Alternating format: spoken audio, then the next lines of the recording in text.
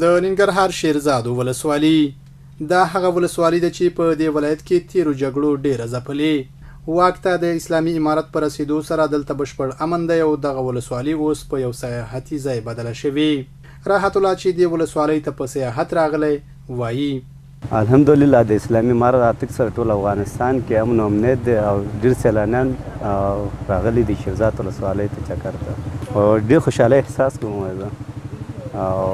چکر مو والوز بیرته ولا ارمانونه خو ډېرو اسلامي امارت راتګ سره زموږ ارمانونه پوره کېدو کې دي. یو پانګوال په دغه ولسوالۍ کې سیلانیانو او د سیمې اوسیدونکو د خدمت په موخه د شاوخوا 15 میلیونه افغانیو په ارزښت د هټیو روغتیایي کلینیک او تفریحي ځایونو د جوړولو چارې پیل کړي. پخوا خو امن نه اوس انشاءالله موږ مطمئن یو چې امن دی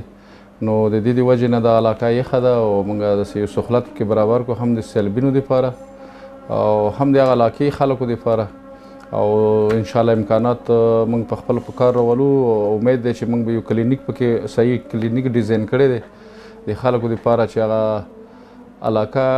لارې خامې دي او چې کوم مریض د جلالاباد او تر نور علاقه ولایتونو پر رسیږي نو ډېر تکلیف وي ورته. نو کوشش دی موږ دا دی چې انشاءالله یو ډېر ښه کلینیک موږ پکې ډیزاین کو او ښه ډاکټران وي پکې هغه علاقې خلکو له مکمل سهولت موږ برابر کړو. د شیرزادو ولسوالۍ مرستیال مولوي محمد اسحاق پانګوالو او ټولو ولسونو ته ډاډ ورکوي چې په دې ولسوالۍ کې بشپړ امن دی او دوی کولی شي د تفریح ترڅنګ پانګونه هم وکړي. ښه اراده ده چې ډېر سیلانیان څه دي د لرلو ځایونه زموږ دغه تنګي لرسي د کودي خیلو مرګي خیلو تنګي له داسې پانګوال هم شته چې دلته مته دوکانونه جوړوي او لګیا دي خپل سرمایه دلته مصرفوي ترڅو د منطقه ورباندې آباد شي د خلکو سهولتونه ورباندې خلکو ته سهولتونه ورته برابر شي. د ولسوالۍ غټه اسانتیا دا ده چې ورته امن ډېر زیات امن موجود دی. که چیرې شیرزادو ولسوالۍ ته غځېدلی سړک په اساسي شکل ورغول شي نو دې ولسوالۍ ته به د سیلانیانو ورتګ زیات شي.